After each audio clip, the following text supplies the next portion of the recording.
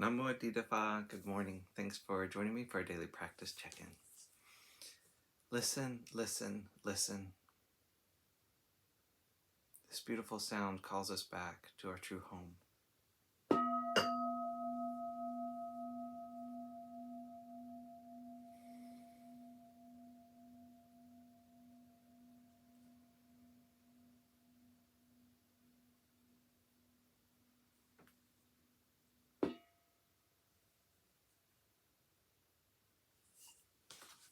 The fifth mindfulness training. Aware of the suffering caused by unmindful consumption, I vow to cultivate good health, both physical and mental, for myself, my family, and my society, by practicing mindful eating, drinking, and consuming. I will ingest only items that preserve peace, well-being, and joy in my body, in my consciousness, and in the collective body and consciousness of my family and society.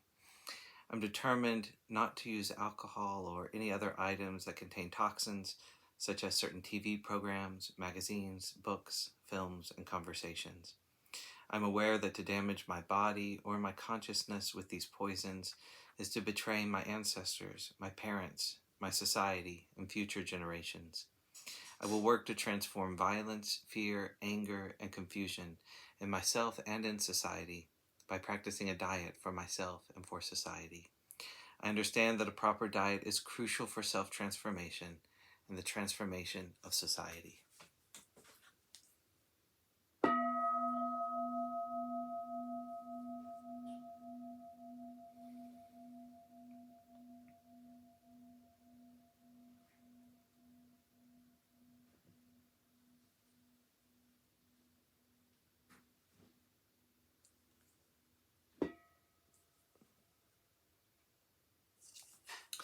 We're reading Everything is Teaching Us by Ajahn Chah for our Dharma lessons, and we're continuing this morning in a talk on knowing the world.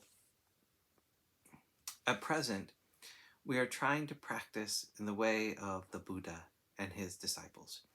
Those beings had achieved awakening, yet they still maintained their practice as long as they were living. They acted for the benefit of themselves and for the benefit of others. Yet even after they accomplished all that they could, they still kept up their practice, seeking their own and others' well-being in various ways. I think we should take them as the model for our practice. It means not becoming complacent. That was their deeply ingrained nature. They never slackened their efforts. Effort was their way, their natural habit. Such is the character of the sages, of genuine practitioners. If we want to take a break or get some rest, we will find rest in the practice itself.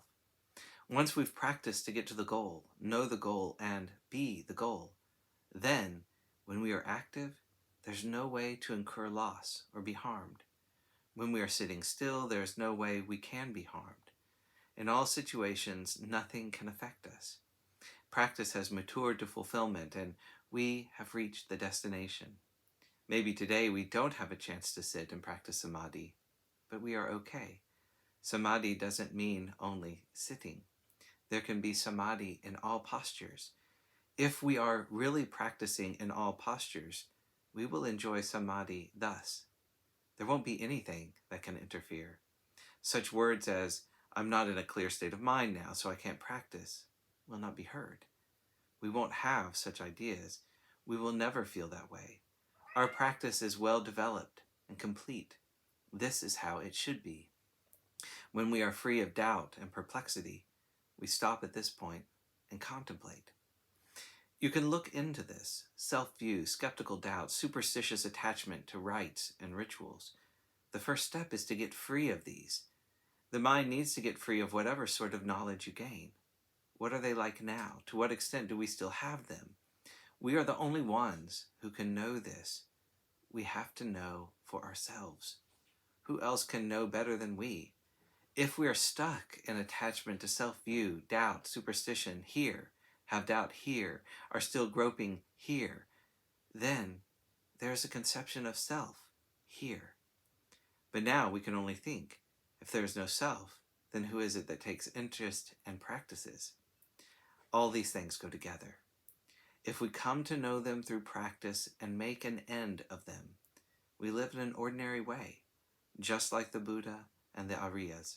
They lived just like worldly beings, putujana. They used the same language as worldly beings. Their everyday existence wasn't really different.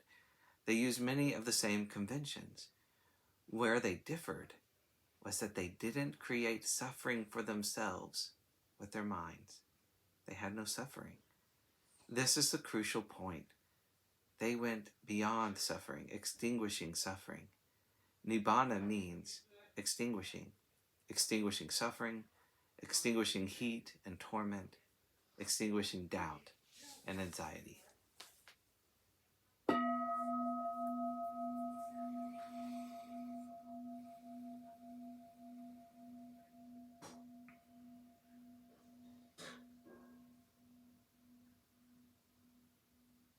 May all beings be well. May all beings be happy. May all beings be peaceful. Sadhu, sadhu, sadhu. Thanks for joining me today.